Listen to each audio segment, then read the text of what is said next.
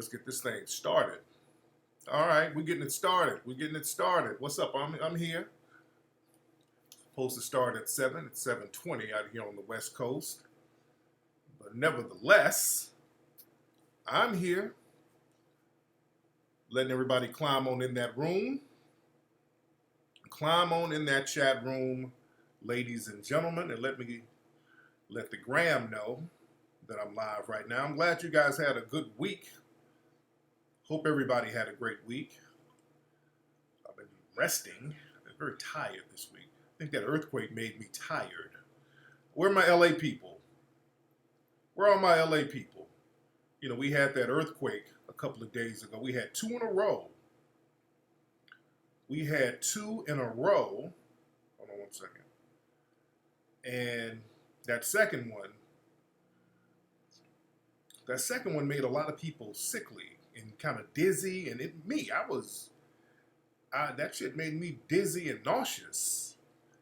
And I thought I was the only one. And I looked online and a lot of people were claiming that after that second earthquake that they felt nauseous and sickly.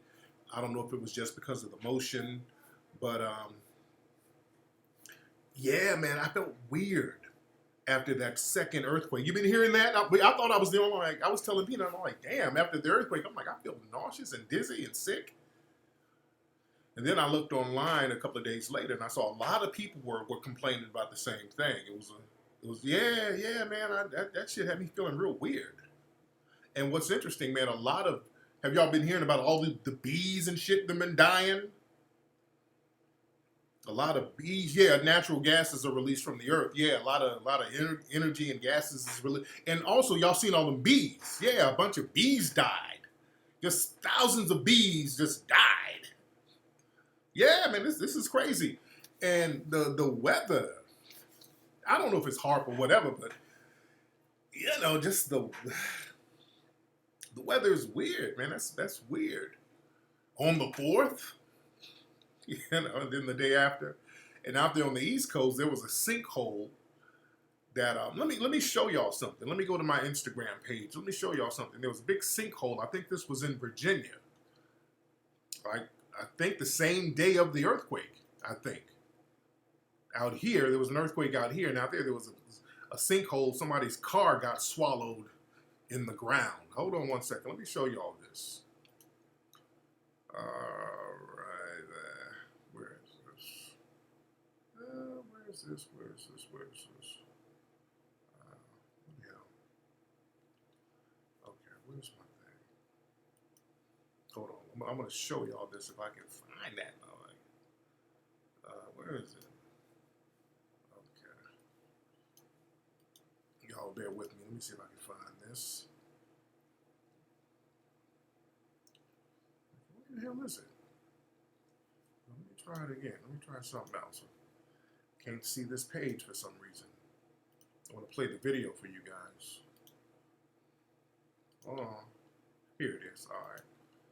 Let me play the video of that sinkhole. All right. Hold on. Look at this. Hold on. Whoever owned that car did a brand new ride. Hell yeah. From the Prince William County. Oh, Oh my god. Nobody should get close to it. there it goes. Monkey! Oh my god! Oh! Oh! They sound like this is just They don't look at their own car just went down in there. Look!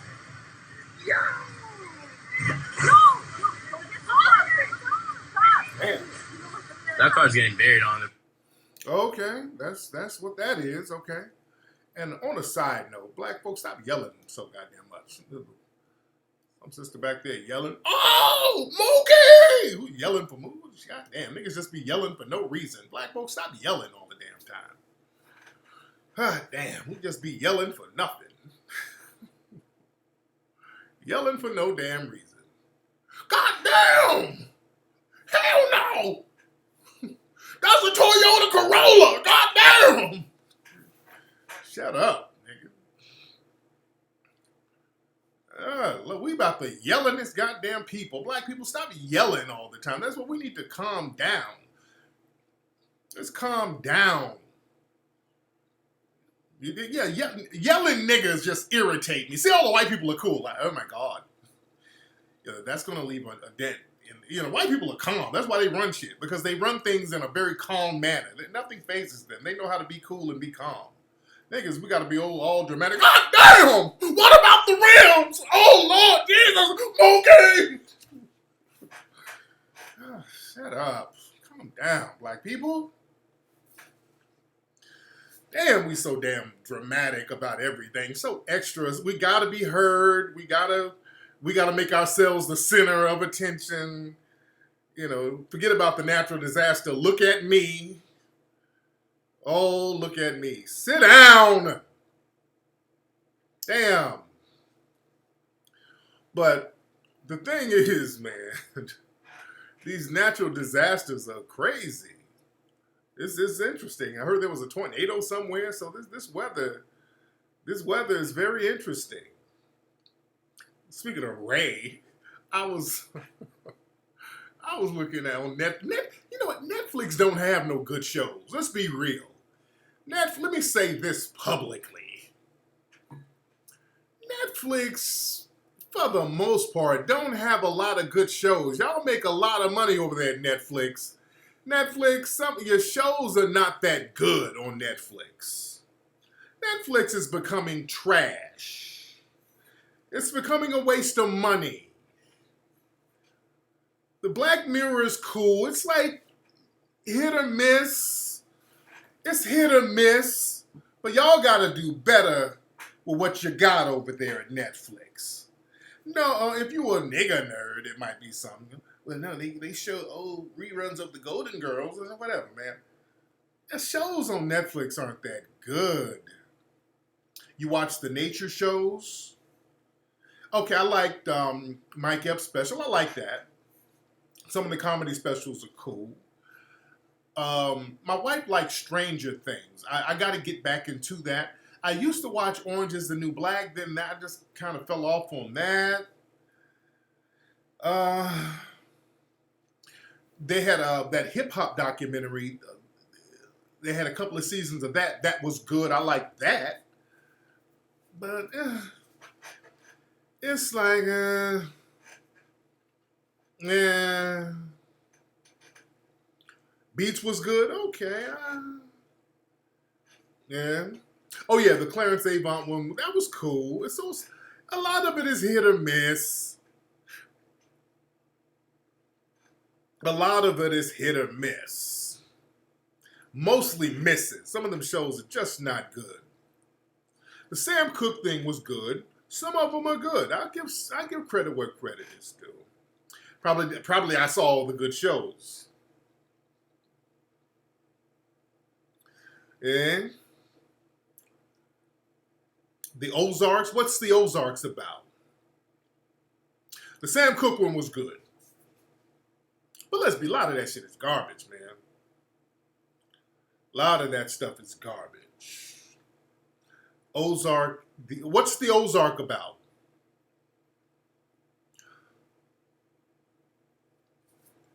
What's the Ozark, what's that about?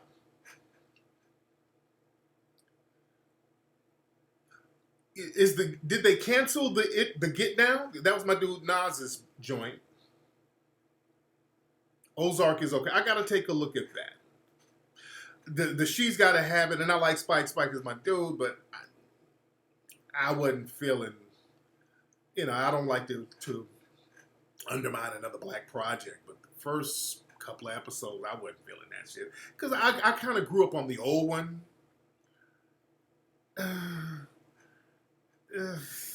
I wasn't feeling the new one. The She's Gotta Have It, I wasn't feeling that, dude. I'm sorry.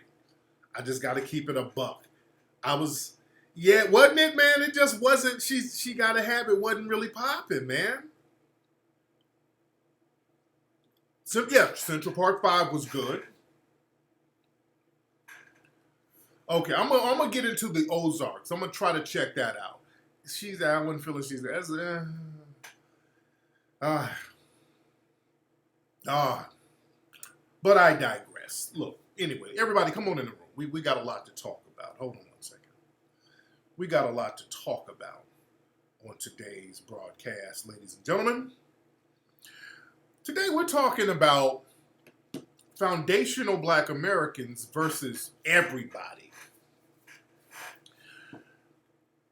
Right now, Black Americans, foundational Black Americans, we're being attacked. We're being attacked on all fronts. And the reason why we're being attacked is because we have done what we have not done in the last 400 years. We have gotten an agenda, and enough of us are on code. And we're talking about getting tangibles just like every other group has received. I want you to understand, every other group in this country has specifically received tangibles. Everybody. And every other group has received reparations in some form or another specifically. The American dream, like I've always said, and like our brother Claude Anderson broke down, the American dream is basically getting other groups coming over, getting the unearned benefits and resources that were generated by free Black labor. Okay? That's the American dream. Everybody is supposed to come over here and step on us and get all the resources and benefits that they can get while having complete vitriol towards us. We're supposed to be on the bottom of the racial pyramid to lift everybody up. We do not have allies. We do not have supporters. As a group, we do not have friends. I've broken this down for the last couple of weeks. There is no such thing as a melting pot. The melting pot is really a toilet, and that toilet has been designated in the Black community. Everybody gets to dump their trash into Black society. That's the melting pot. Everybody else is segregated, and they are self-segregated for the most part. There is no melting pot. People come over, extract resources and benefits from us, and then segregate themselves while everybody leaves us out. We, for the first time, are saying that's not going to be the case. And this is good. And we got to start cleaning house, because we're now seeing how many people are against us. We know that certain groups have been against us, but we're learning that most of these minority groups who we've been told that we have a camaraderie with, they are 100% against us. Even the ones who are blacker than us are against us for the most part. And it's not an anomaly. It's not some one-off. As a group, many of these people are against us. And we got to be very honest about that. Now, don't let people try to shame you with all of this goofball nonsense about how we all brothers in the struggle, we is all Black, all African peoples is the same. See, they'll tell you that in your face at the last minute when they see you're about to dip away from supporting them. But behind closed doors, it's a different story. You understand?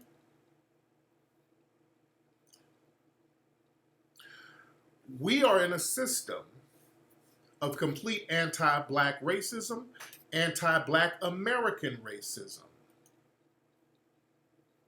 A lot of people, even from Black countries, are seeped in anti-Black American racism. And there's almost a sense of they're doing us some kind of favor. We think that we have to be accepted by these other groups. Not only do we not need to be accepted by them, who the hell are they to accept us? See, we're going to have to understand history. We're going to break down history today. Because y'all need to learn history. This is why so many people are up in arms about foundational Black Americans fighting for resources for ourselves now. All of a sudden, when we say, hey, you know what? It ain't about no immigration. It ain't about LGBT. It ain't about Pan-Africanism. It ain't about melting pots. It ain't about the fake patriotism that y'all are pretending to have. It's all about us right now. And the fact that we're starting to look out for ourselves, like other groups look out for themselves, all of a sudden, it's a problem. We are the only group who is demonized for their voting choices. Other groups are allowed to vote for whoever they want to vote for. Other groups are allowed to support whatever candidate they want to support, whatever candidate, without any problems. When Black Americans, foundational Black Americans, when we reject certain politicians they put in front of us, we're the only ones who get the media getting together talking about that we're bots, we're Russian operatives, we're undermining democracy, we have low self-esteem. Remember, they pulled their Negroes out there to say that, the Malcolm Nances and Sambos like that, him and Roland, they pushed them out there to talk about how we really have low self-esteem as Black people. You don't see them talking about no other group like that. We jealous because they got a white man. You understand? These people are threatened because we have an agenda. They're attacking us because we're doing what everybody else is doing. We're getting off the ground and standing up for ourselves. So now they're trying to bully us into submission, and they're getting their Negroes and Sambos to bully us in submission. And the whole narrative they're running now is that we're rejecting Kamala Harris because we say she ain't Black enough, she got a white man, and we're the real racists. Black Americans are the real racists. The reality is this. Black folks are not feeling Kamala Harris because there is no reason for us to feel Kamala Harris. Kamala Harris is a garbage politician. She has garbage policies, and we gain nothing for Kamala Harris's presence. There is no reason for Black Americans to like Kamala Harris. Kamala Harris simply is not a likable person. Her personality is trash. She's phony. We can see through her, and we just don't like her. Boo fucking who? All this Russian bots and it's a conspiracy and we hate ourselves. No, she just ain't likable. It's that simple. You're not going to force us and bully us to like a person who ain't likable. She's not a likable woman. Her policies are garbage. We can see through her. She has a shitty track record. Damn you if you don't like the fact that we reject that. It's our prerogative to not like somebody. You're not going to force us to like somebody that you wheel out.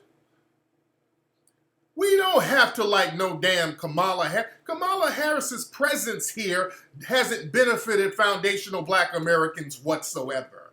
What has Kamala Harris done for Black people? How has she being here benefited us? I'm telling you, her coming here, we benefited her. We, foundational Black Americans, we come from a lineage that created the wealth that built the country for her to bring her ass to. Also, we fought for the amendments and rights for people like her to come over. Also, we fought for the civil rights and the immigration rights in the 60s for folks like her to come over. Also, we were the ones fueling those HBCUs that were designed for us that she came to get educated under, and which is interesting because they make it seem like her going to an HBCU is doing us a damn favor. Remember Roland? She went to an HBCU. Black folks dismissed that. Well, how does that help us?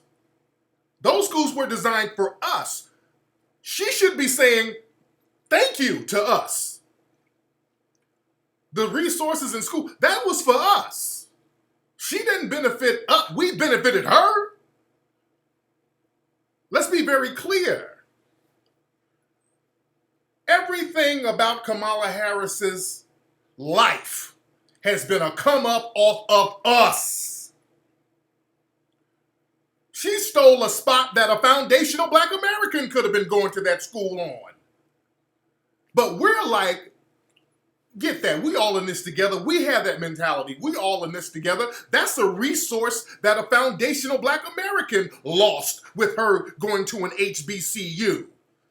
That's a sacrifice on us.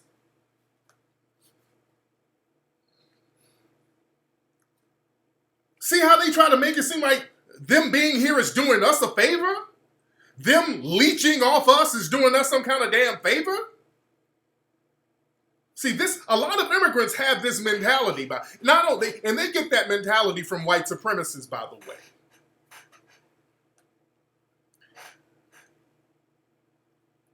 So how has Kamala Harris repaid Black folks for eating off of us all her life? That woman has come up off foundational Black Americans all her life. And how has she repaid us? Truancy laws, incarceration laws, locking Black folks up, getting with her zaddy, plotting and planning to lock more Black folks up. What have we benefited? We haven't benefited one iota from her. We don't owe Kamala Harris nothing. How has she benefited us, throwing us in jail? And when we say, hey, Kamala, if we elect you, are you going to give us reparations? Oh, I ain't going to do nothing just for Black people. No. And you confused why we don't like her? After all we've done as a group for her and other immigrants like her, when we say, okay, look, we done got you here. Now, if we take you to the next level, what you gonna give us? Are you gonna do something for us? No. But I'm about to go to this pride parade and do something for them. I'm about to go to the immigration border and do something for them. But hey, niggas, guess what? I like Cardi B. Ain't that right? Fight. And if we reject that bullshit, well, we bots and we're being manipulated by the Russians and we got low self-esteem? We don't owe her shit. We don't owe her nothing. Nor the Democrats nothing. We don't owe y'all nothing. Let's be clear. We don't owe nobody nothing. I want Black Americans to get this in your heads, foundational Black Americans. Because we feel, I don't know why we get this thing, we feel like we're grateful to certain people. I don't know what we get. And people, a lot of people assume that we're supposed to be grateful to them somehow. Nobody's done nothing for us. Everybody owes their come up off of us. We can go down the line with all of these different groups. I've already told you about Hispanics, how they owe everything to us. But even white people, even the white supremacists, some of you white supremacists sitting around on your white supremacist message boards talking your bullshit, let's be real. Look at nigga this and nigga that and didn't do this, y'all. Let me tell you something. Let's start. Everybody owes Black Americans. If it weren't for us, nothing would be popping for you. It's us versus everybody. Let me get on the white supremacists too. Because see, those are y'all, some of y'all immigrants and some of y'all other non-foundational Black Americans, that's y'all zaddy. So y'all try to follow Zaddy's lead, but Zaddy wouldn't be shit over here without foundational black Americans. Let's be very clear. When I say foundational black Americans, I mean that in every sense of the word. This country, because they try to make it seem like slavery was just some kind of side thing. It was just, well, we could have picked our own cotton. It ain't about no damn cotton. It ain't about no cotton.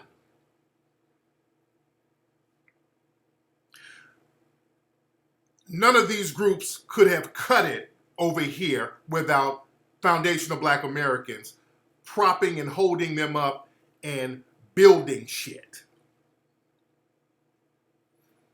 Nobody. There is no America without black people. We're going to have school today.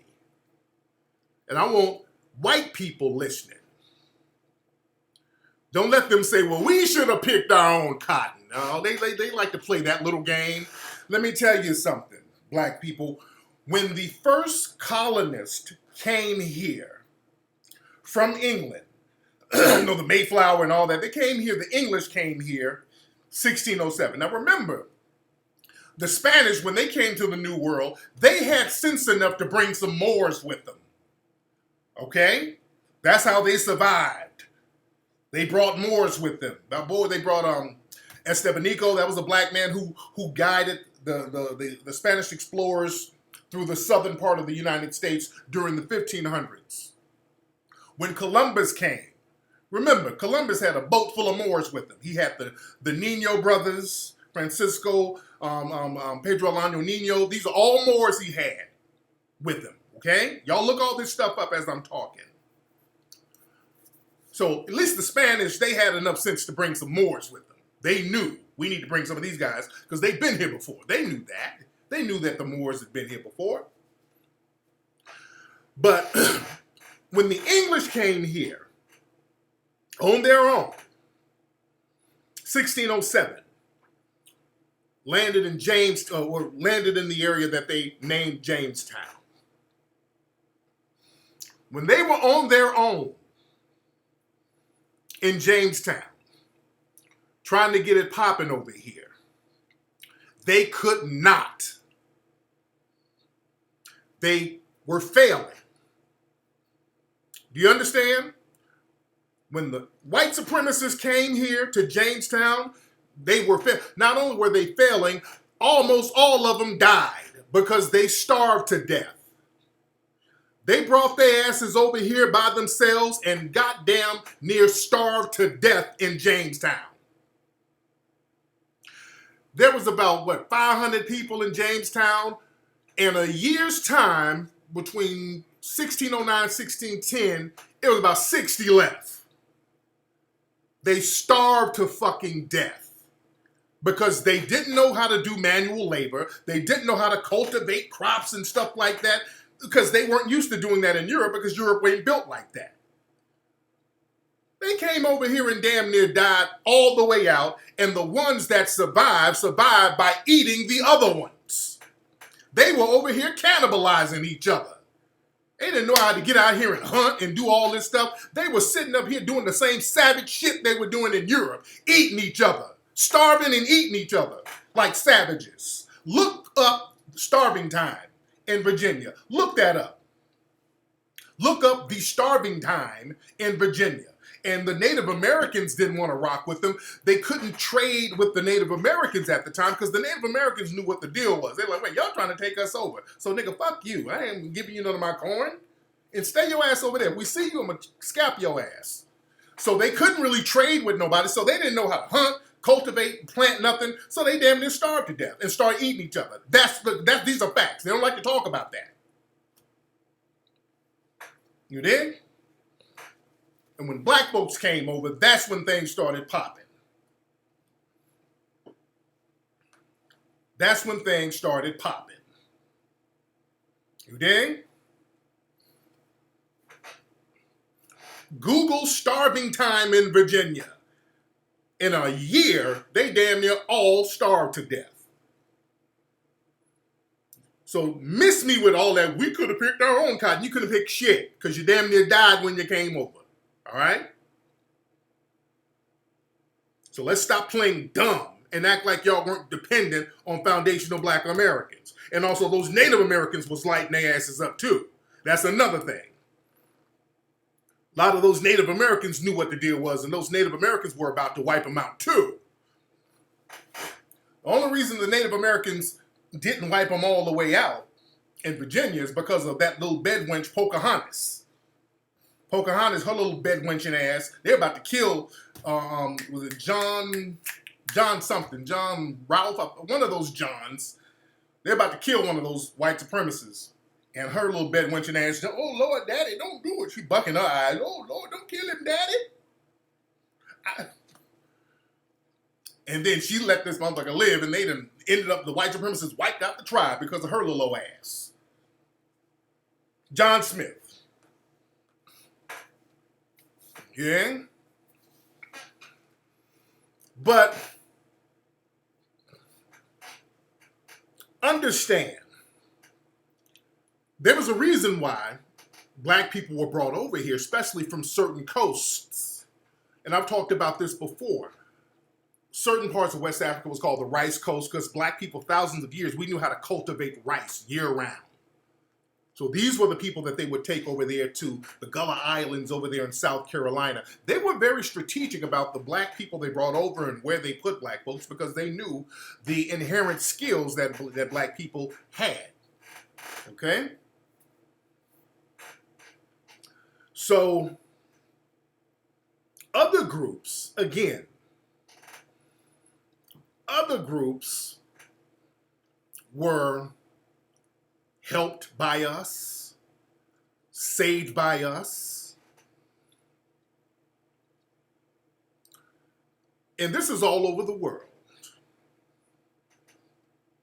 I know about look up the Pocahontas story, very interesting story. And another thing, a lot of, and I've said this before, a lot of Native Americans were mixed in with black people, were mixed in with African people.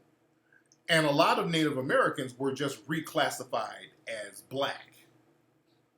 A lot of Native Americans were just reclassified as black. And the white supremacists could not go among Native Americans by themselves. This is why they would always have black people as liaisons. When you look at the Lewis and Clark expedition, you had so many black people who would go and found towns and cities in America. Many of the cities and towns in America were actually founded by black people. Cities that we know today were founded by black people because you were going into hostile Indian territory or native territory. So white people couldn't really do it like that. That's why they would always have to have a liaison. And sometimes black people just went on their own, just like Buffalo. Buffalo was founded by a black dude. Chicago was founded by a black dude. We know that. We know Chicago was founded by a black dude. Places in Oregon was founded by blacks. Los Angeles was founded by a group of black people and some people down from Mexico. Francisco Reyes, that was a black dude, and I broke that down before.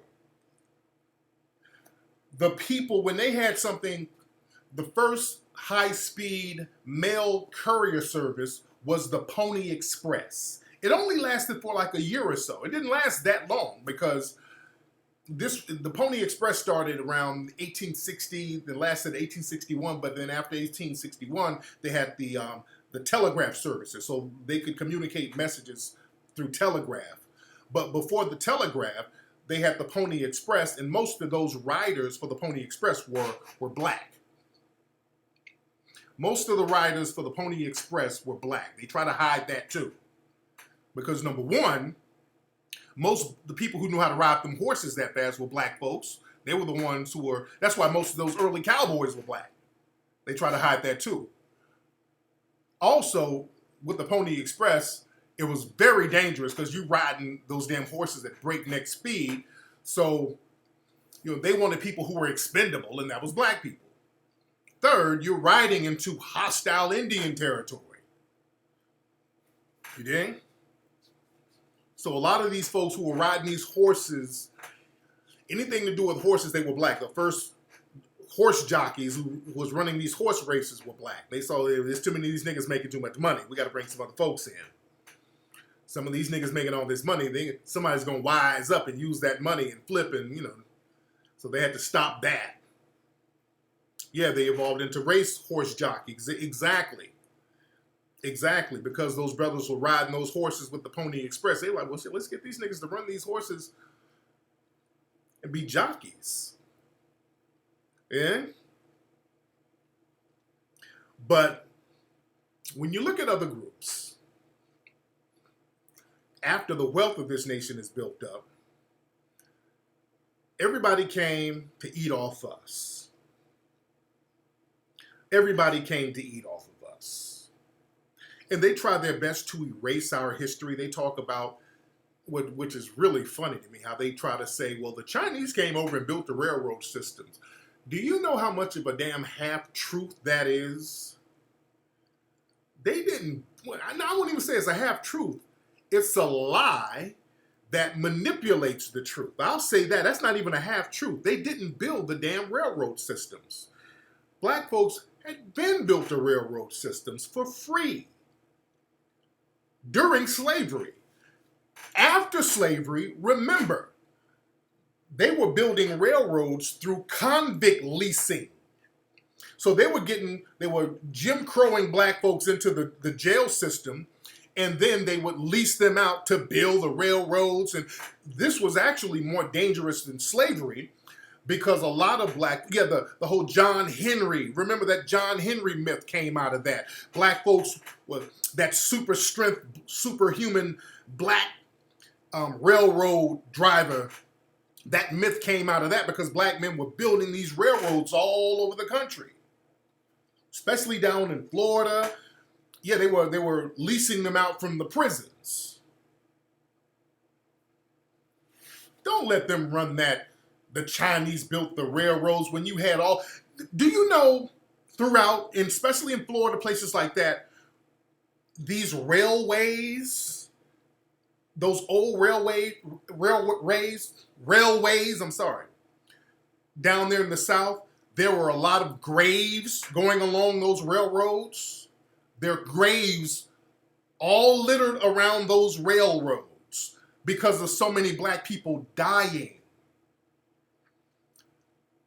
Those chain gangs, they were killing black folks. They were working them to death on them railroad systems, man. This is why we need to understand our history. See, they owe us. They owe us. Them Texas chain gangs, that's a whole other thing right there. But those railroad systems, there's graves all along those railroad systems where black folks were being worked to death because they were barely feeding them. They weren't housing them correctly. They were working in the sweltering heat. They were just working us to death, working our people to death to build these damn railroads. Don't miss me with the Chinese came and built the rail. They finished the Western railroads. We're old. We are old. You understand what I'm saying? Yeah, we built the White House. So when I see different groups try to dogpile their way into talking greasy about foundational black Americans, boy, you're majorly out of line. When I see all of these non-white, anti-black Sambos and mammies and bedwenches try to dogpile on black Americans like that. What's that one Filipino chick? Michelle Malkin. This little Filipino bedwench that they parade her around. Y'all know who she is. They have her on Fox News. She's a little Filipino bedwench who they put out to say very negative things about black people. She runs a website called Twitchy. And Michelle, I hope Michelle is listening, because they write a bunch of articles about me. They love writing negative articles about me on that website. Michelle Malkin, I hope you're listening here, Michelle, because her family, they're immigrants who came over in the 60s, 70s. Listen, Michelle, and I hope you're listening, and to your Filipino brethren, Twitchy, that's the website. It's like a little right-wing website that she runs, that they fund, the White Supremacist Fund. Yeah, she's trying to help free that Holtzclaw dude, the dude who raped all those sisters. She's trying to help free him. That Hopper who raped them sisters. She's one of the people who's trying to free him. But Michelle, if it weren't for black people fighting for immigration rights in the 60s, your parents would not have been able to come over here. Filipino, a Filipino better not say nothing about a black person. Number one, like I said, it was black folks in the 60s who was fighting to get you over here. But let's go before that. Even before that, when the U.S. in the late 1800s, early 1900s, when the U.S. was over there fighting in the Philippines, and they turned it into a U.S. colony for the most part, do y'all know that it was a black dude who went over there and saved the lives of so many Filipinos? Let's talk history. Yeah, for Filipinos who try to get racist, let me tell you something about your history. When the U.S. went over there after Spain, you were getting your independence from Spain.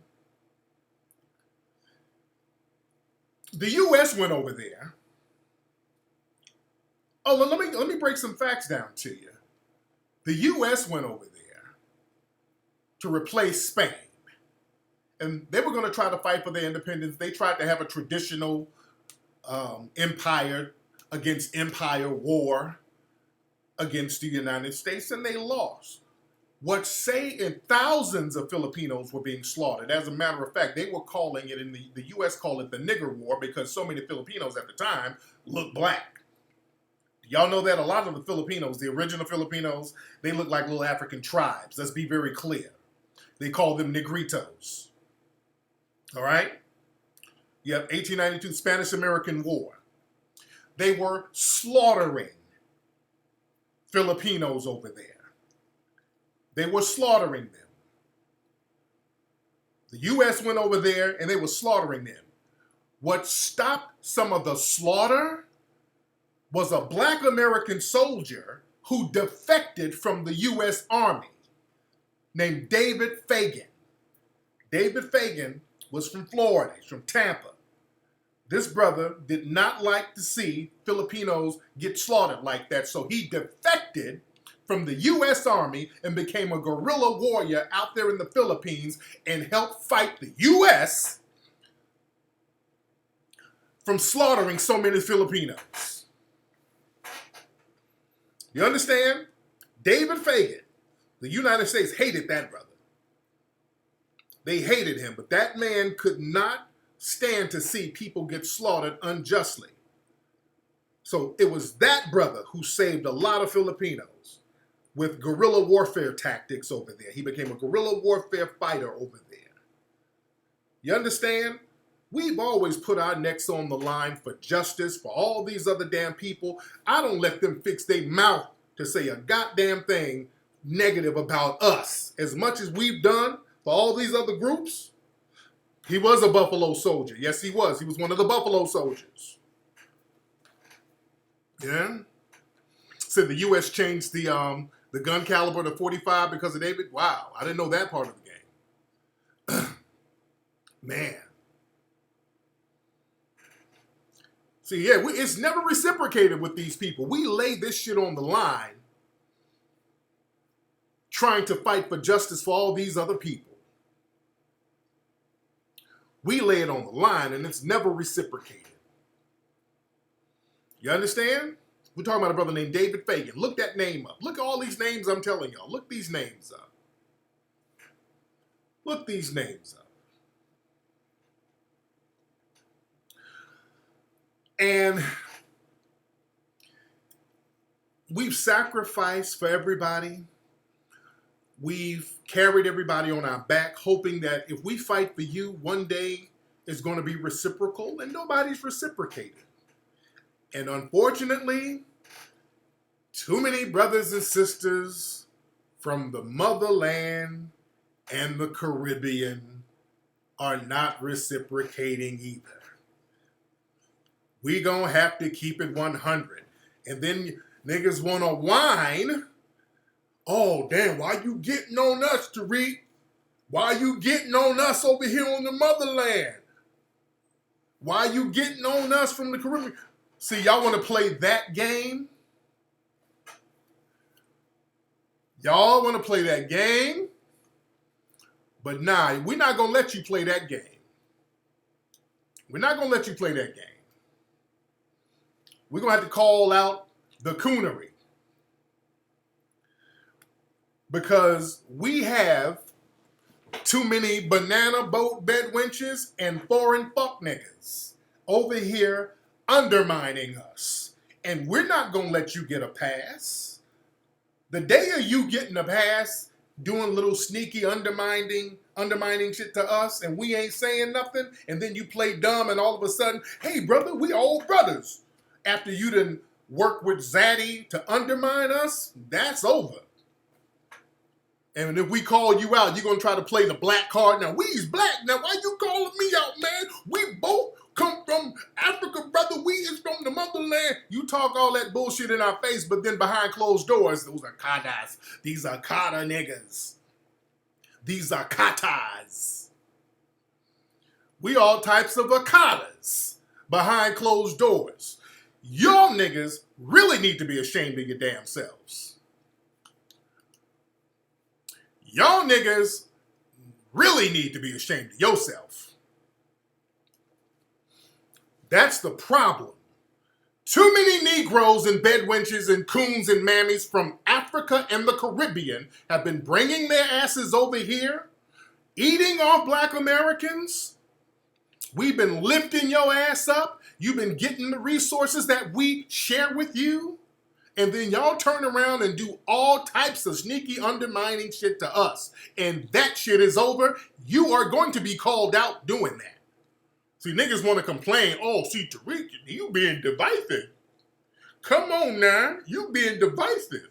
That's that white supremacist bullshit. You do something slick, and then when you get called out, it's you being divisive. You race baiting. You're going to get called out for undermining us. You're not going to undermine us and think you're going to get away with the shit and we ain't going to call your ass out. Because if we did that shit to you, if we go over there in your country doing the shit that you do over here, you would run us out in a matter of days.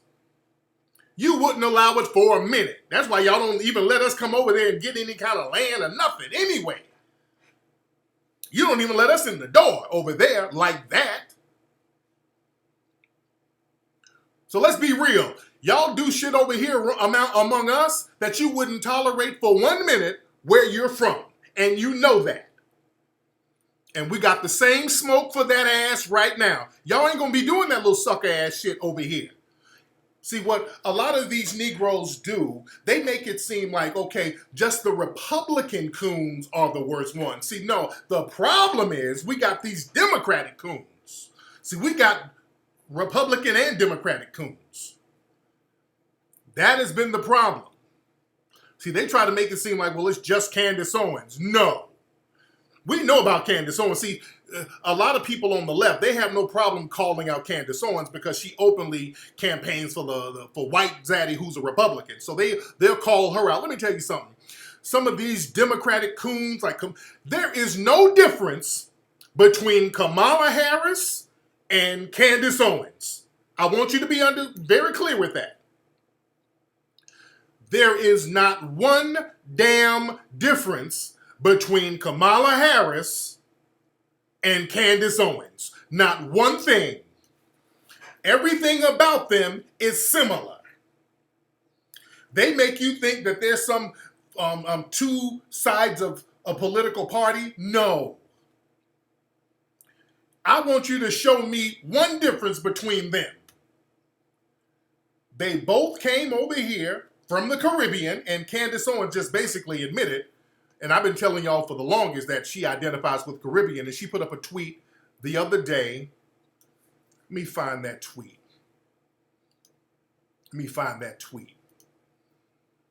And remember, Candace Owens was up here talking about how we don't need reparations and all this old bullshit. Hold on. Where's that? Where is that? Let me find that Candace Owens thing. Hold on. Yo, bear with a player. Let me find that Candace Owens tweet. Hold on. There's a lot of stuff we're going to break down on today's show. Where's that Candace Owens? A lot of stuff we're going to break down. Okay. Where is that? Come on, man. Come on, man. Come on, man. Okay. Where is that? Okay, here it is. This is it. It says, this is Candace Owens. She put up a tweet the other day. She said, today I'm studying why Caribbean immigrants far surpass Black Americans in terms of economic success. If America awards success based on skin color, this wouldn't be possible. All researchers conclude that they're simply more driven. I'm of St. Thomas descent, very proud. Okay? So that's part of that narrative that other groups just come over and work a little harder. You understand? That's part of that fake narrative that other groups come over and work a little harder. You dig? Now, a lot of these immigrant coons, they think like that. A lot of them think like that. You dig? And a lot of these immigrant coons, especially from West Africa, and I'm gonna show y'all some other tweets from some other ones. I mean, we've been looking at a lot of tweets from a lot of these bedwenches, and like I said, between Kamala Harris and Candace, there's no difference. They both come from the Caribbean. They both look down on foundational Black Americans. They both got them a zaddy. They're both against reparations. So what the hell is the difference between the two? What's the difference between the two? But I notice a lot of the anti-Black American hate is coming out of West Africa. I mean, it's real vicious out of West Africa. And it's really vicious from a lot of the women over there.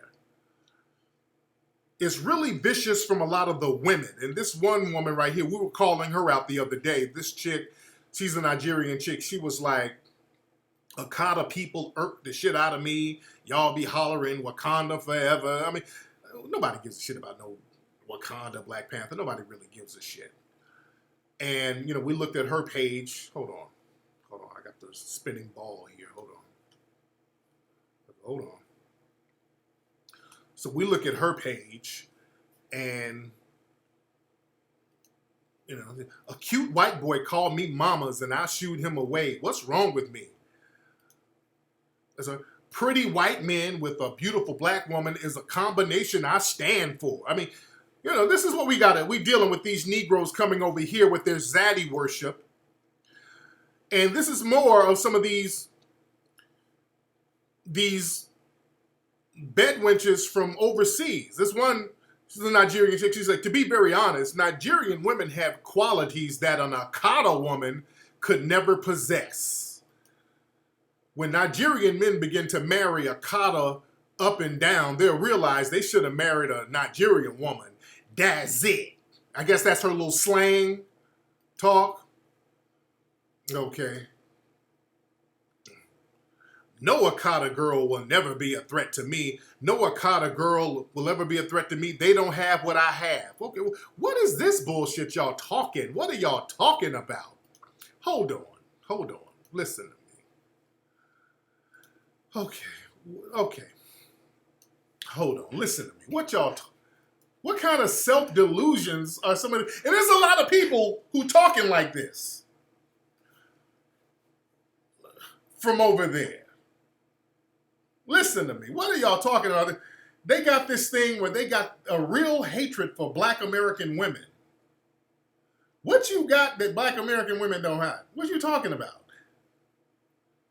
They sit up and get around each other with this holier than thou attitude. What do you have that American women don't have? What you, a fucked up weave and cake soap? What do you have? And all of them are zaddy worshiping. They have a real bug in their ass about black American women. There's a real jealousy about black American women. That's jealousy talk right there. And I know it ain't all, but way too many. I don't give a damn if it's not all. It's too many. And those are just a few I showed. I mean, there's whole groups of them who be talking that shit about black American women. They got a real bug in their ass about black American women. And what's interesting, they'll come over here and the white supremacists will put them into certain groups that represent black women. Remember, Black Lives Matter got those Nigerian bedwenches and coons. That's who they prop up as the representatives for black women. And these are the ones who sit up in private and talk shit about black women. That's why shit never gets done. That's why I told you a lot of these so-called black feminists, those are those mammies and bedwenches from other countries who come over here and use that shit to campaign for zaddy. There's a lot of jealousy they have for black American women. There's a lot of jealousy that they have. You understand?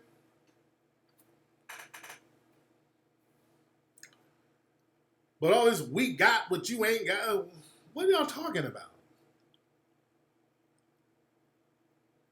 And another thing, what they try to make it seem like, which I don't, a lot of it is projection. A lot of them have this thing where those Akata women are loose. Yeah, those Akata women, those black American women, they all loose. They talk like this about black American women. Now, Akata is a very negative term. And that's another thing. They'll use the term Akata, which means like a wild animal. So it's always used negatively. It's always used in a very negative connotation.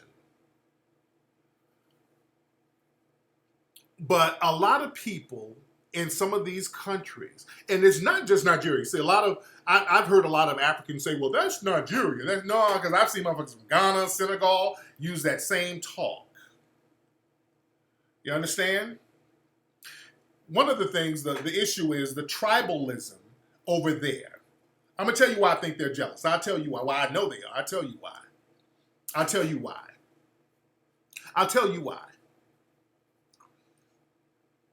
you why I think they're jealous. Let me get up.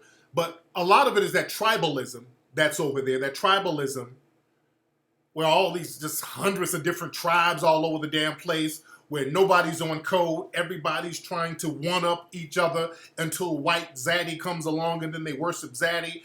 That has destroyed the countries over there. That mentality with all that tribalism, that has destroyed everything over there. So they bring that shit over here and then they use that to try to undermine us. That's why they're tripping, because we're starting to say, hey, wait a minute. Some of the bullshit that's going on, some of this bullshit that's going on, these are from outsiders. And now we're starting to look at them and say, hey, look, we're going to differentiate them from what we got going on, because they're trying to undermine us and they got some tribalism, zaddy worshiping bullshit going on, and we don't want that. So now they want to cry foul. But generally, we don't have that type of tribalism. Yeah, generally, we don't have that type of tribalism. Come on. Okay. I'm live. I don't, okay. Here. Okay. Okay, I can't fuck with that right now.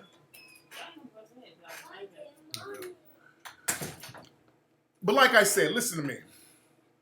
For the most part, generally, foundational black Americans, we look at everybody the same over here. Whoever you black, we look at you as the same.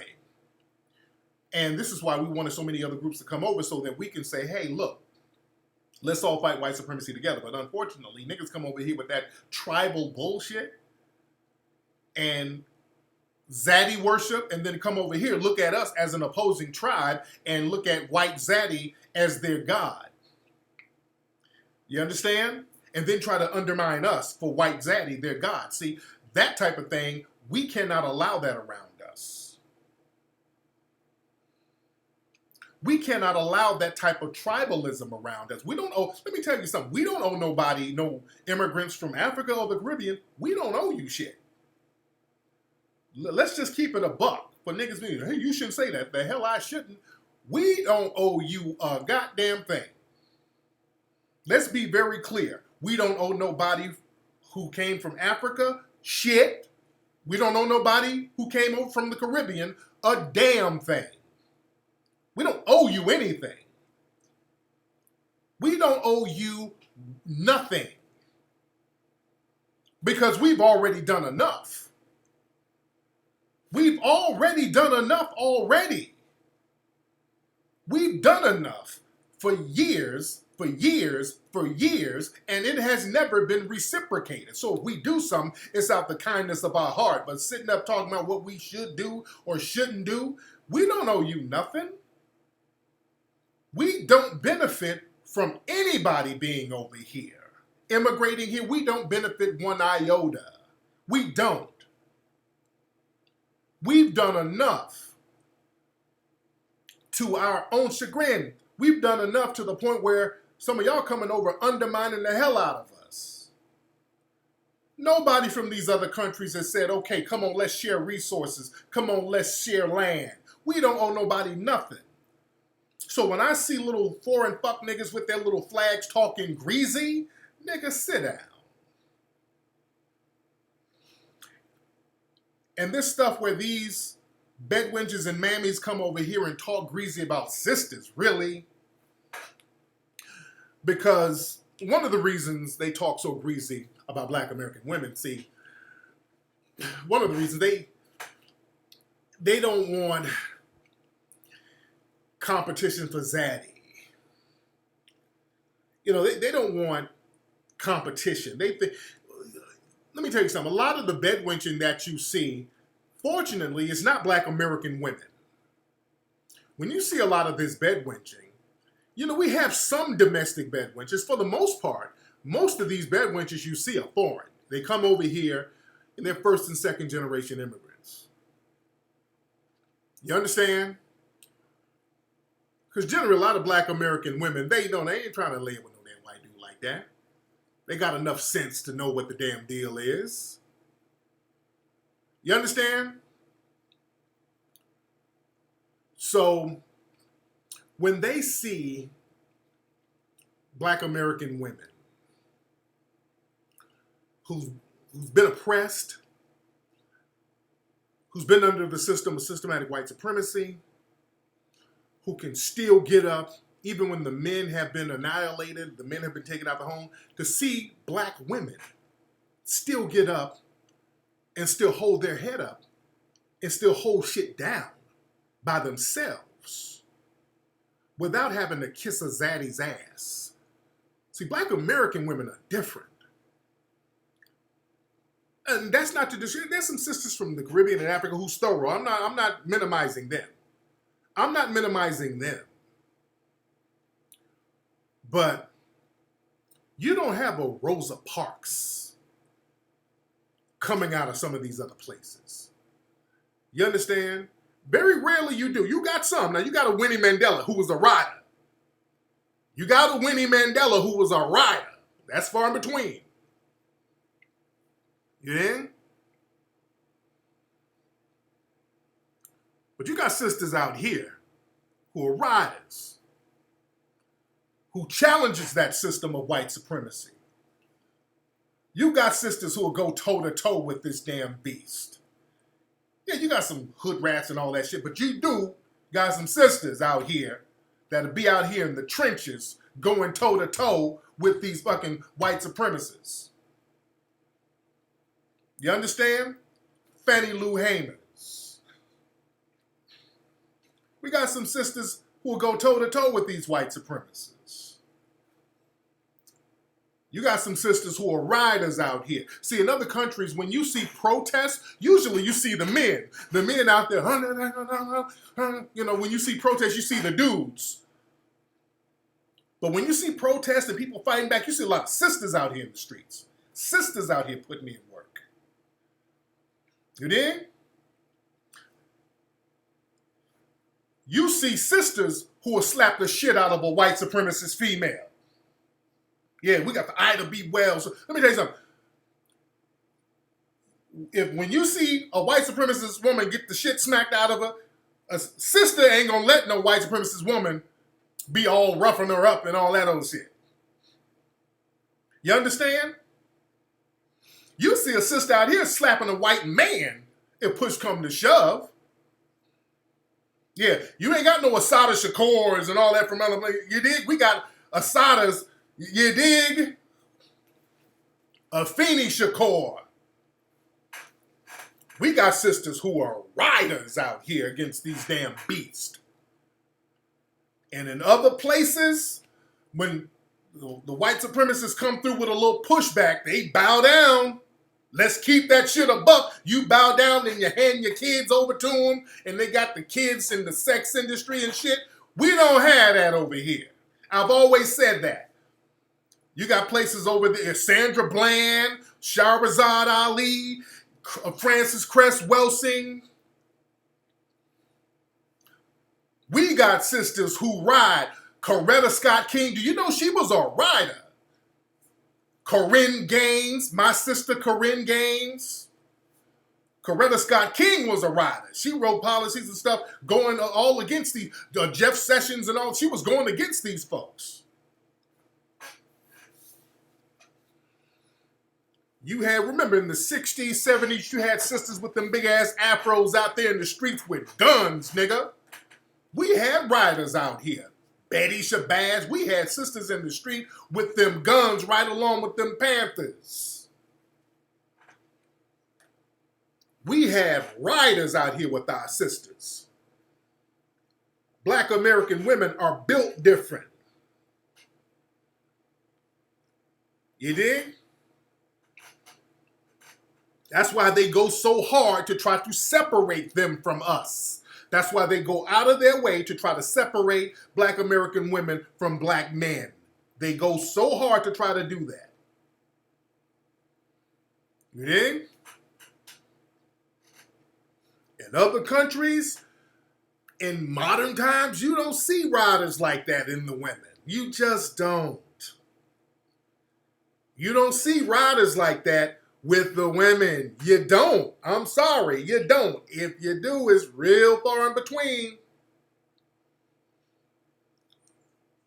And so when you think of black women putting in work, you think of the women here. Globally, when you think of black women globally who's putting in work, who's heroes, who's really fought the system of oppression, you don't think of no other women except Black American women in modern times. You dig? You ain't thinking of no Asian women. Asian women ain't fighting nobody. White women ain't fighting nobody. They're part of the oppressive system. You dig? When you see sisters going toe-to-toe with the system of oppression, when all odds are against them, you see Black American women. And other motherfuckers be hating on that. And that's real. You dig? And all of these other cultures, let's just keep it a buck. The minute the colonizers come in, they start bending over, bowing down, giving it up. Just like over there in certain parts of Asia and Africa now, the Chinese are over there and they bending it over for the damn Chinese. Let's keep it a buck. Over there right now, I seen Chinese men all hugged up, grabbing African women titties and shit. Man, please. You see over here now, sisters be fighting them damn Asians back over here. Them Asian dudes be trying to beat up sisters. Some sisters be fighting their asses back. Let an Asian come up around black society grabbing on little young girls' titties. I will personally stomp that motherfucker out. But let alone anybody else. If I saw it, I'd fuck him up. The whole block will fuck him up. You dig? The stuff y'all let go on in some of these countries would never go down over here. Let's keep it a buck.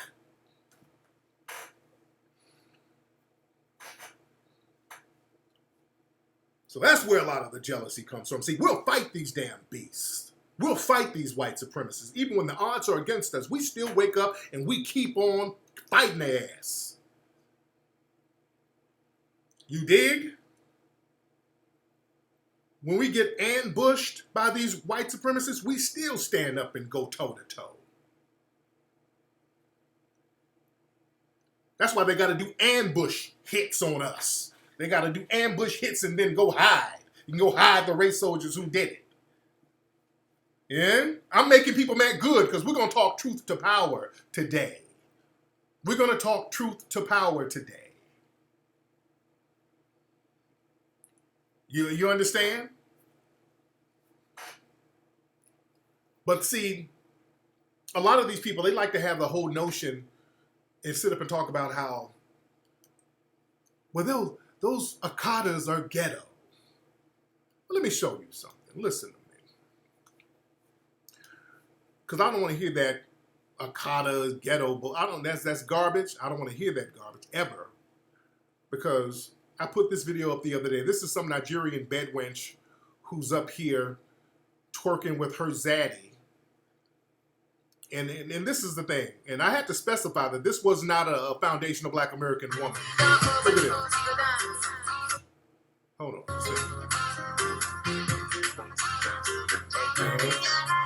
I like I like shawarma.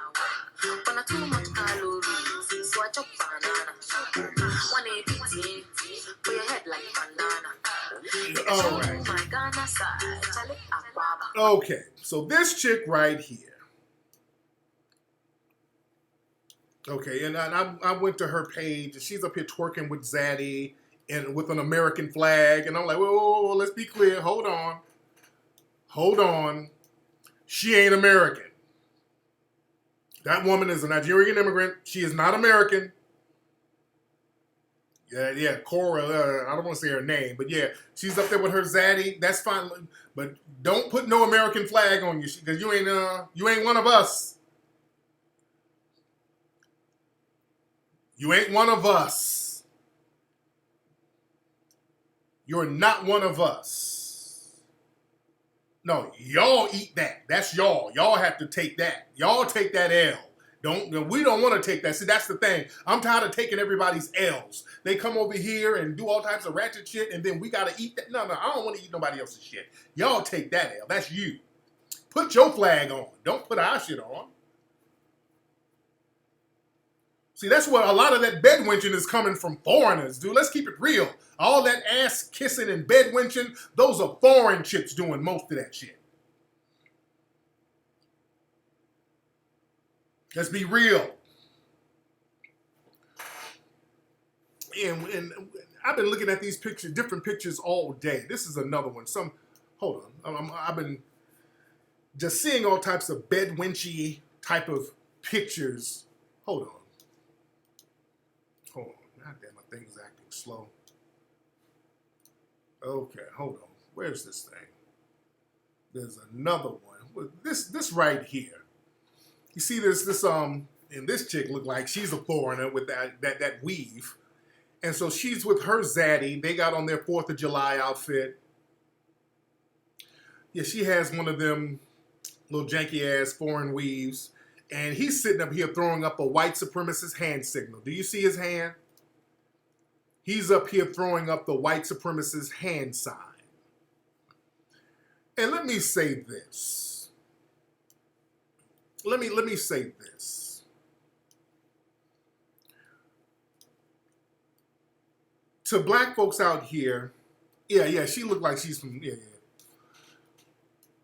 Let me say this. If you got a relative who's sitting up dating somebody's throwing up racist signs and showing signs of being a suspected white supremacist, I'm going to say this to black. Don't email me when something happens to your relative messing around with one of these suspected white supremacists. Don't email me. Because I get emails from folks, and recently it was a case where this sister was up here bedwenching and got killed, and her family is all, now they get real black because she didn't got killed, but she was out here caping for all these zaddies. If your relative is up here with a zaddy who's throwing up his little racist signs. Don't email me talking about, hey, Tariq, man, first of all, I love Hidden Colors. Second of all, man, my auntie has been missing for 3 weeks. Can you get the word out that there's possibly foul play with her white husband? No. No. Don't email me. Don't email me with that bullshit. When y'all hanging out with these dangerous ass white supremacists skinning and grinning with your goddamn fucked up weave and cake soap, and he's throwing up little racist hand signs, and you skinning and grinning with Zaddy, and your family's sitting up there skinning and grinning with you. That's another thing. Y'all family members, y'all sitting up there silently, girl, go girl, you got you one, girl. You silently happy for her because you want you a damn Zaddy. Don't put your fucking poofy on when she ends up missing in a damn ditch because Zaddy done dismembered her ass. Don't email me. And they done found traces of her synthetic weave somewhere and they looking for clues because they can't find. Don't email me. Don't email me shit. And all of a sudden you get pro-black. Hey, black power, brother. My auntie, man, she was with this cracker, and this, man, she died, and they didn't even arrest this cracker, man. I need you to get the word out. Shut up, nigga. Because you knew she was a bed wench, and you were cool with her being a goddamn bed wench. Don't email me. Be the main niggas emailing me. Trying to butter me up. What's up, Tariq? Man, I saw 1804, man. That was the business. I showed that. I mentor children, and I showed it to all the kids, right? I love the kids, and I show the kids all your movies, man. But listen here, brother. Man, my baby sister, man, she was dating this dude who's in the Proud Boys. And man, we went to her apartment, man. We saw some cake soap and one flip-flop, and we can't find her nowhere, brother. We don't know where she went, man. And I know you be on these crackers next. You be on these crackers next, my nigga. So I need you to really get the word out on your platform that we're looking for her. Now, I ain't looking for shit. I ain't helping you. Let you and your bedwench relative hold their own nuts. That's what you do. I'll be the main ones calling me when their ass end up missing. Skinning and grinning with Zaddy. No. Find you somebody else to find them. Call Ghostbusters, nigga. I'm good. Y'all play this stupid ass game with these damn racists and think that they won't get your ass. Y'all play this game if you want to. Y'all play that little old goofy ass game if you want to. Don't call me. I'm cool. But this same woman, that chick twerking for Zaddy, she put up a very interesting tweet. She put up a very interesting tweet because a lot of people were calling her out. And, you know, it looks funny. You up here twerking for this. You're looking like a plantation wench. Now, she put up something very interesting. Excuse me.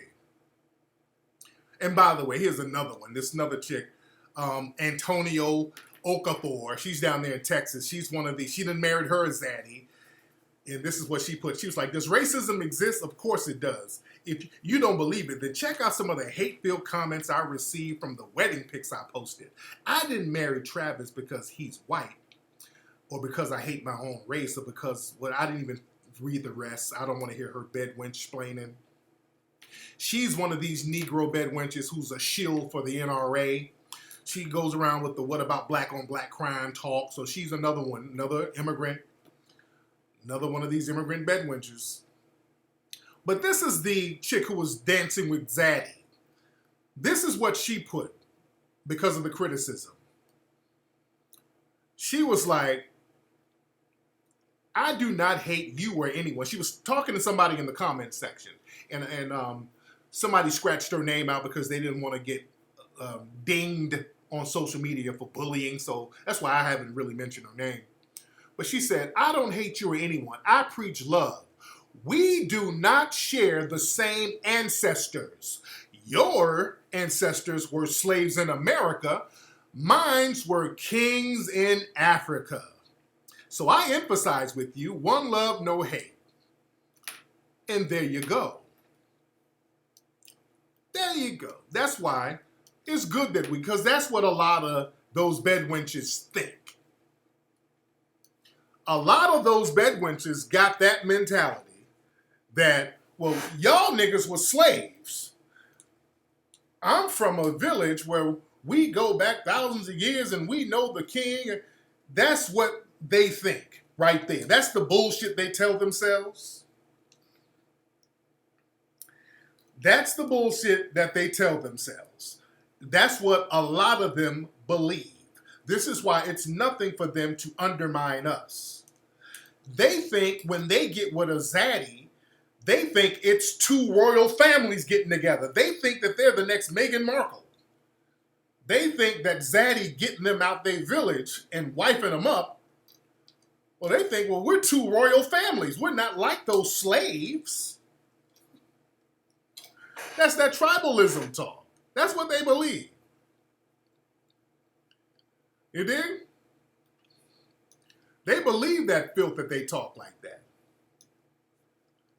You dig? Let me close this out.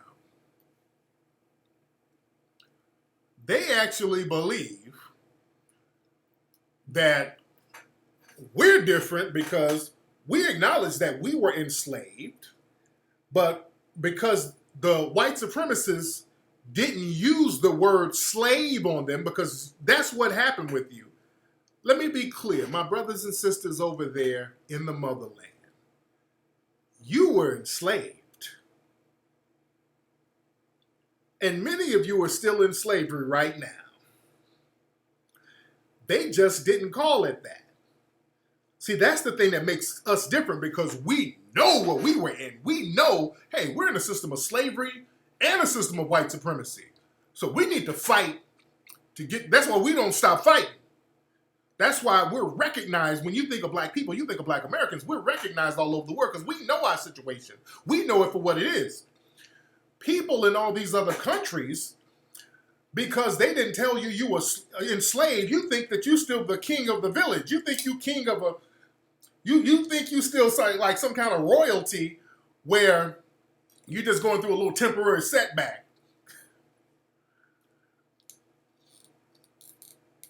You understand? It's a mind fuck that they do to themselves. You think that, well, I'm really the king of Zamunda.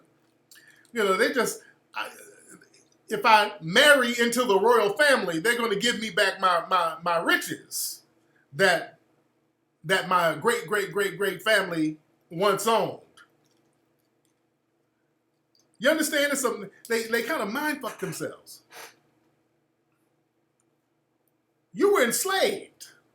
My African brothers and sisters, let's be very clear. You were enslaved, and many of you were enslaved now. And the tribal differences and beefs, that's one of the things that has kept you enslaved. You were enslaved over there. Let's be very clear. Yeah, they're waiting on all that money from Mansa Musa to come on back. They're waiting on that Mansa Musa check to come through, and that's gone.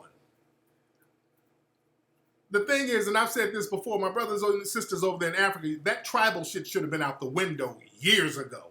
That tribal thing is the thing that has kept you toe up over there. You dig? So, a lot of people, unfortunately, over there, not all, because I got a lot of love over there. I got a lot of love, a lot of respect over there in Africa. I really do. But there is a coon contingency over there that is rarely addressed.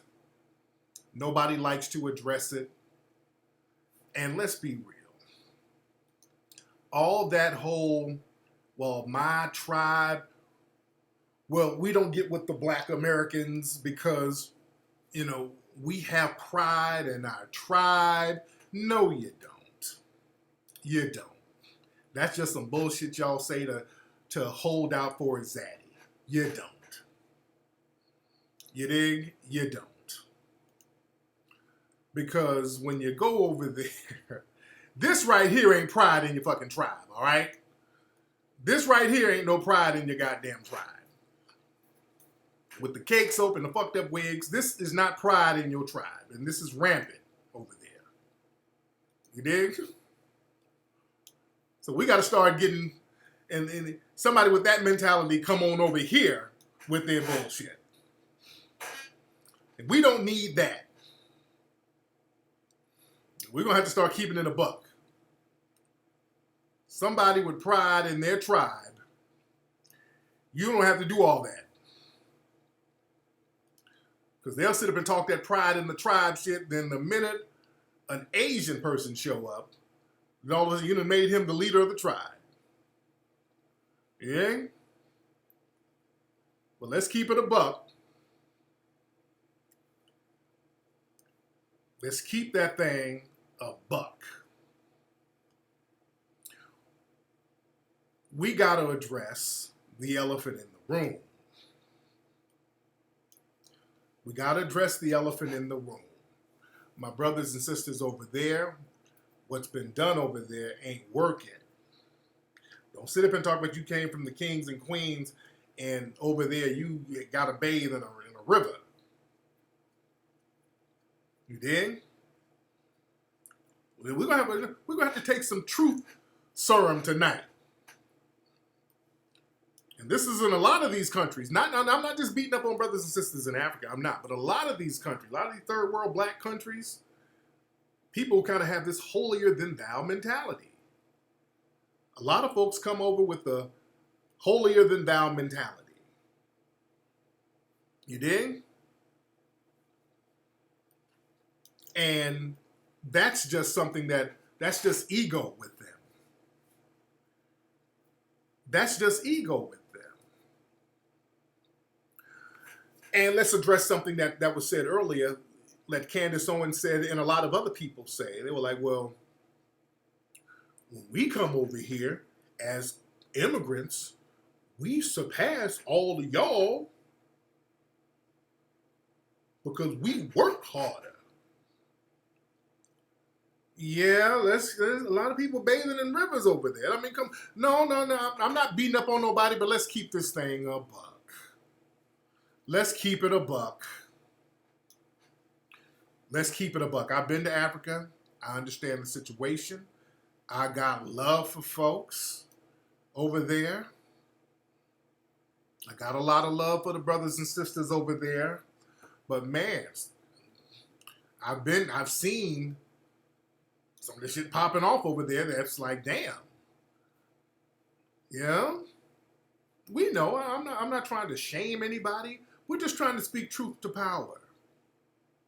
And we're talking, we're talking some real shit. Now, you got some beautiful parts over there, but you got some parts over there that's like just basically sewers. You understand? That's the long and short of it. And don't come over and then have a holier than thou attitude. You can't come over and say, well, we came over as immigrants and we work harder. We grind and we value work and we value education. Because I've heard that before from a lot of Negro immigrants. They come over and say some of them are doing better, quote unquote, because they value things more. See, they can dish it out, but they can't take it. See, what I'm saying is the truth. I'm talking truth here. So you're going to take this truth. So a lot of us have been very polite with you because we don't want to hurt your feelings. Because let's be real, a lot of black people, we've almost taken pity on some people from other countries. We see how you're living, and we take a certain level of pity. And a lot of us don't want to say that. We've said, okay, damn, I don't want my brothers and sisters struggling over there, damn. So we got you. So we're very polite. We don't want to, stomp down on you because we see that where you're living, you're already going through shit. We don't have no reason to shit on you. Everything about your existence here is a come up.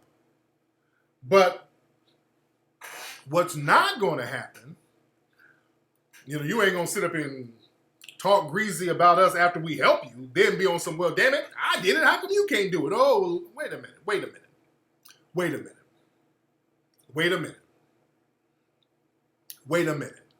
Because that's the problem. And y'all ain't checking each other, because I don't see none of y'all checking each other on that Akata shit, by the way. All that Akata bullshit, I don't see y'all checking each other on that. See, that's the problem that I have. Ain't nobody saying, hey, man, don't do that. What you talking about, man? These people did too much for us. What the fuck is you talking about, Akata? Come on, nigga. You know if it weren't for them, we'd be back at the crib bathing in a well. So, nigga, no. You ain't checking your folks with the Akata business, so I'm going to check them. You're going to get checked today. We're going to do a little checking on that today because I want y'all to understand. Don't come over here talking about how much better you're doing. You're doing better because we sacrificed for you to do better. You do better, some of you come over and do better because we sacrificed for you to do better. It was Black Americans who put our own agenda on the sideline for you. It was Black Americans who said, look, we need stuff, but we see what you're going through, so we'll help you get here. We don't have much, but we'll share what we have with you. So hopefully you'll help us fight the system of oppression. So this is why we don't mind you going to our HBCUs. We didn't mind you getting a part of these minority set-aside programs. We don't mind you getting a part of the tax money that we've worked for over the years. We didn't mind that. We put our agenda on the sideline to prop up politicians that would allow you here. Don't sit up here and talk about how much better you're doing. You're doing better because of us. You're doing better because we help you do better. Let's keep it a buck. So don't come over and eat up all the benefits and all the set-asides that we fought for and then sit up and say, well, damn, these Akatas, damn, how come y'all can't get it? Y'all just don't work hard, man. I mean, damn, y'all don't know how to value nothing. Y'all don't know how to value work because truth be told, brother and sister, let's be real. Truth serum today. Y'all can't come over here with that kind of attitude talking about, well, we don't work hard. We don't put our finger to the grindstone. We don't do this. We don't do that. You can't have that kind of mentality. What is it? You can't have that kind of mentality when it comes to foundational Black Americans helping to elevate and lift you up. And remember, in the 60s, it was us putting together all those programs and fighting for the immigration and all that stuff. It was Black people doing that. What the hell is this? What the hell is this shit right here? Hold on. I don't know what kind of screen is this. Hold on. Sorry about that, guy. I don't know what that was. But you can't say, well, we just work harder. We just value work harder. You can't sit up and say that. And y'all coming from places that look like this. If you work so damn hard, how come places over there look like this? There's a lot of places over there who look like this, that look just like this. Places all over look like this. And the same people come over there talking about, we work, well, y'all got to work hard. Well, damn it, y'all didn't work hard over there. So what's different from over there than here? Let's keep it a buck. What's different that's there than here? Us. That's the thing that's different. Us. Yeah, I'm gonna go there today. Yeah, us. That's the difference. We don't live like that. We ain't never lived like that over here. Even in our poorest, we didn't live like that. We didn't live like that in slavery. We knew how to keep the slave quarters up to a certain level. Black Americans ain't never lived like that. Let's keep that shit a buck.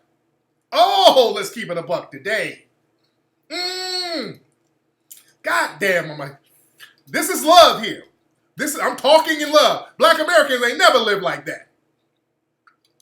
You can't find no time in Black American history where we living like that. You ain't never seen that with us, no. Let's keep this thing a buck. Don't come over here talking that shit.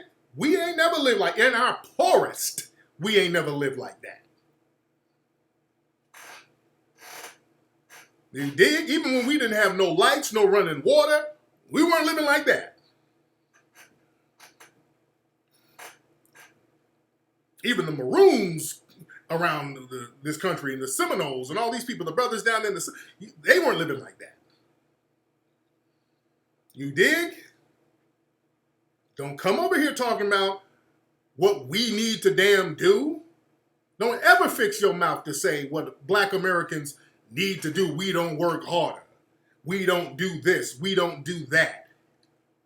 And motherfuckers over there living like that. And I'm not saying that to disparage anybody, but shit. And another thing, people were like, well, it is the government. It is the government. They blame the government. It is like that because of the government, the corruption in the government. Let me tell you something. You're the government, just like we're the government here. We're the government. People are the government. People are the government. People are the government. You understand? We're the government. The people are the government. You are the government. The government is you. You understand? People kill me with that shit. It's the government. It's the government. The government's doing it. No. You're the government there. Nobody, the white supremacists, they put their puppets in there, but y'all go along with that shit. Y'all go along with the puppets. See, we challenge our government. Yeah, we live in a system of white supremacy, and we challenge it all the time. We challenge that shit. But right now, as we speak, we're challenging the government now. That's why our government right now, the United States government is running propaganda on all of its media outlets because we don't want to support their candidates. We're rebelling against their candidates right now. And one of the reasons why we're having problems is because of outsiders infiltrating our government, like Kamala Harris and Barack Obama. So see how we are on the bottom checking the government? We say, wait, we got a say in this. So we are the government and we're going to rebel against what they're trying to give us. Miss me with that shit about it's the government is why I'm living like this. No. Bullshit. Y'all sitting there waiting on White Zaddy to come through. And then want to come over here and undermine what we got going on over here. That's our problem. Our problem is that we've been getting undermined by outsiders. That's why right now we're cleaning that up. We're getting the outsiders out the mix. See, y'all can't say that over there. Y'all don't have really outsiders. Everybody, y'all don't let no outsiders in. You're tribal as hell all over there. So it's you over there fucking up because of your tribalism, because of your hate, and because of your zaddy worship. Let's keep it a buck. It's zaddy worship. The minute mommy and white zaddy come over there, that zaddy problem, y'all, white mommy and white zaddies become your gods over there. That's what the real issue is. All of these be government. No. There's too much zaddy worship going on over there. It's time to clean up everything. So we don't need that zaddy worship mentality coming over here trying to get butter biscuits from zaddy, undermining foundational black Americans. This is why we're letting you know, okay, we're going to put you over there for a minute and we can't let you get into our affairs. You see? Yeah, that was Chinese zaddy.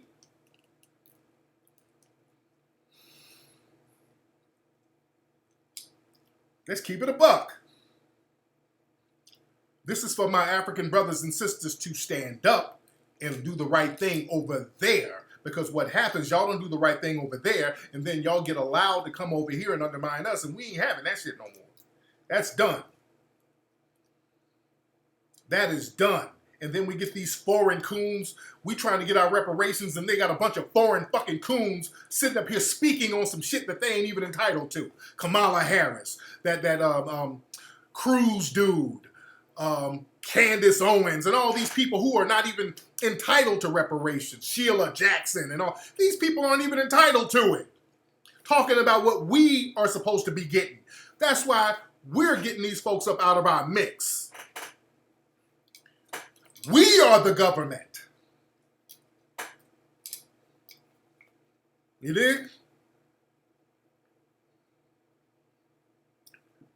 And I want y'all to, my brothers and sisters in the diaspora, this is tough love. The love is still there. The love is there, but this is tough love right here.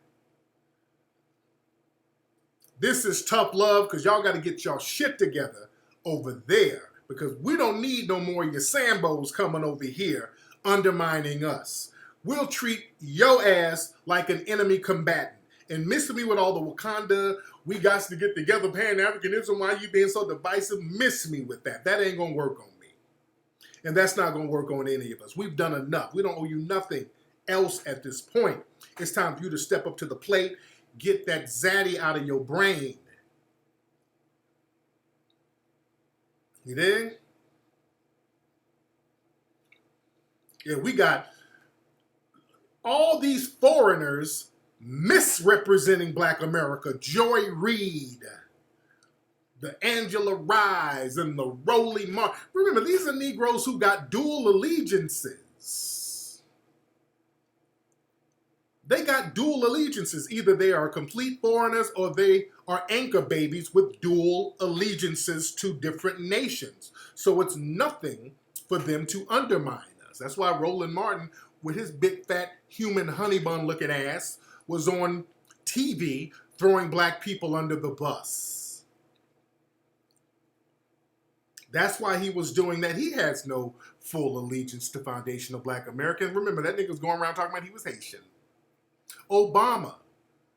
Again, Obama. It was nothing for Obama to allow Black folks to get slaughtered the way he got slaughtered. Fraudinista Jones. There's a reason why that woman is all on social media shitting on Black Americans every single day. She has dual allegiances. Jamela Lemieux, her dad, her white dad, allegedly white dad, he's an immigrant. You understand? Yes, that nigga looks like, don't Roland Martin look like a fucking human honey bun? If a honey bun had feet and an S-curl, that would be Roland Martin. That nigga looks like the human version of a honey bun. Just glistening and delicious, big fat delicious, this nigga. Just fat fucking, don't he look like a honey bun that you just microwave? Just a steamy, delicious honey bun. His curl activator is the glaze. I ain't never seen a nigga look like a honey bun before. Roland Martin. This nigga, you look at that nigga and just get hungry for a snack. That nigga.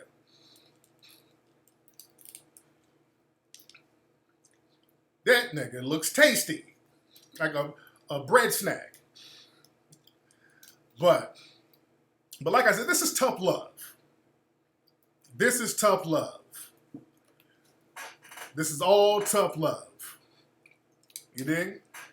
Nothing but respect. I got a lot of love, a lot of respect for my African brothers and sisters. I got a lot of love for you, especially in the UK. In the UK and in Europe, they got a lot of riders up there. The brothers and sisters there in the UK and Amsterdam, they're different. They're different because a lot of the brothers and sisters there, they understand what the situation is. For some reason, they let just straight up coons over here. Over in Europe, in certain countries there, because the certain nations colonized certain parts of Africa, they got a direct line to go there. so it's easier for them to go there. So they don't have to let just the coon class in certain parts of Europe, in like in Amsterdam and all that. Because I've been over there. Nigga, I know some brothers from Africa, nigga, that'll stab a motherfucker at the drop of a hat. I know some brothers up there from UK, over there in Brixton, who will stomp a white supremacist out at the drop of a hat. You understand what I'm saying? I know some brothers and sisters over there who don't play that shit. Hell yeah, them Britain brothers will stab a white supremacist real quick. So they different. They let coons over here because, see, America never really colonized certain spots. Yeah, they had the Brixton riots over there. So the brothers over there, they knife game is on fleek out there. But over here, they really scream for coons. They only let coons over here. Nigga, they bout it. They for real over there. France, too. Them brothers over there in France will give one of them French dudes a fade real quick. They'll knock a croissant out their ass. They different. Them brothers and sisters from Africa who's in the UK and France and all, they real different. Yeah? Yeah, the visitors, yeah, they got easier access to get over there. Yeah, they got some real ones. They got some riders out there in Paris. Yeah. You dig? But it is what it is, man. But again, that's love. But foundational Black Americans, it's just us versus everybody. If everybody's not going to help, which they're not, that's fine. We got ourselves because we've been doing it ourselves this long. Now we've been doing it ourselves. We've been helping everybody ourselves. Now we're going to help ourselves. We're going to do things for ourselves, and we got an agenda, and we're going to stay on the necks of our officials. We're going to keep beating the drum of reparations. We're not going to let up all that. We're not going to let up all that. And I want everybody to go to hiddencolorsfilm.com to get Hidden Colors 1, 2, 3, and 4, and also get your tickets to see Hidden Colors 5, the movie of the year. This movie is going to be the movie of the year. It comes out August 1st. The premiere is going to be here in LA on July 31st. Wednesday, July 31st. If you're in LA, get your tickets to see the film. You dig? Go to hiddencolorsfilm.com to see what city the film will be in near you. It's in cities all over the country. Right now on Amazon, we have the pre-orders of the DVD. And the DVD right now on Amazon, just based on pre-orders, it is in the top 20 bestsellers list right now. Hidden Colors 5 is already on the bestsellers list on Amazon. It is not out yet. So that shows you the anticipation. Let me give y'all a screenshot real quick. But Hidden Colors 5, and you can get pre-order the DVD right now. So you can get first dibs when the DVD comes out. But the DVD is going to be out August 12th. So it's going to be out pretty quickly. But let me show y'all on Amazon.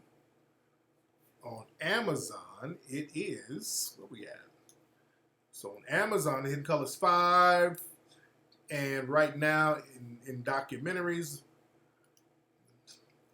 it's in the top 20. What? It's number 13 now, so it's damn near in the top 10. So, yep, we're right here. Top 20 is number 13 bestseller on Amazon right now. You dig? So this movie's going to be a monster. It's already, people are very hyped about it. People are very, very hyped about it.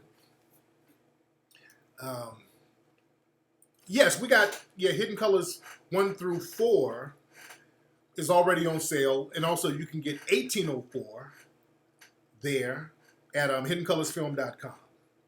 At hiddencolorsfilm.com. Okay? Shout out to my African brothers and sisters, my Caribbean brothers and sisters. Look, I was just in the Caribbean, had a great time out there. Again, since nobody is checking the coons in your culture, that's something that we had to do tonight. Yeah, 1804 is very, very good. And you know, speaking of 1804, Roland said something. He was trying to throw a shot at me, talking about, but if you don't think that Haitians should get reparations, some shit he said. He said something about we shouldn't quote Haiti if we don't feel like Haitians are like Black Americans. Some stupid shit he tried to say, because he really doesn't have an argument. He really doesn't have an argument. You dig? But he was trying to throw a shot at me because I made the movie 1804 about the Haitian Revolution. The thing is, I can talk about Haiti and show Haiti and the history of Haiti with respect without trying to go to Haiti and get into their political affairs, without going to Haiti telling the Haitians what they shouldn't damn get, without going to Haiti talking about Haitian men and women are dumb and they don't know what they're doing. See, I wouldn't disrespect Haiti like that. The way you're disrespecting foundational Black Americans. We different, honey bun ass nigga. And I know a lot of Haitians don't like claiming that nigga. I know they don't like claiming him. I know they don't. Oh yeah, for those who do ism, we haven't done ism because Bree is out of the country. Shout out to the lovely Bree, my co-host Bree. Shout out to Miss Layla. I haven't talked to them in so long. But yeah, Bree is out of the country. Bree is over in Bali. Bree is out of the country for a few more weeks. When she gets back, we're going to start. Well, then I'll be out of the country because I'm going to be out of the country the beginning of August, promoting the movie. But yeah, Bree is over in Bali, and I looked at Bree's social media. Bree is doing poems. Bree is over there drinking some Bali herbal tea. She's got on head wraps. She done turned into damn Erykah Badu. She's doing spoken word.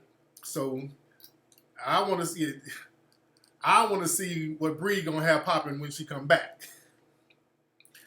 Bree's gonna come back smelling like sage. So Bree is out there doing her thing. I said Bree got flued out. Bree is over there living. But yeah, I'm gonna be in Birmingham, England on the 4th, August 4th. We got a premiere of the movie out there. The UK premiere is gonna be in Birmingham, England. I'm gonna be out there. And then we're gonna go over to Greece. Anybody been to Greece? We're gonna go to. I've never been to Greece. I've been everywhere. I haven't been to Greece. So while we're over there in Europe, we're gonna go down to Greece because I've never been there. So since I'm gonna be in that hemisphere, we're gonna shoot over to Greece for a couple of days before we come back. I know we're gonna go to Athens and what did Peanut say? One of these places. So all my people who've been to Greece, hit me up. Let me know some of the stuff y'all did over there. Greece is cool. Yeah. Be careful. I know. Yeah, I'm gonna be careful. Well, I'm careful everywhere I go. You know, Greece is on fire right now. Santorini. Yeah. Absolutely. All right, y'all. But let me get out of here. But go to hiddencolorsfilms.com. Get your Hidden Colors 5 shirt at hiddencolorsfilm.com. Again, get all the DVDs. What's up, Mecca Bay? How are you, dear? If you have not seen the movies, get HC 1, 2, 3, 4, and 1804, all at hiddencolorsfilm.com, ladies and gentlemen. All right, I'm out of here. Y'all have a good night, fam.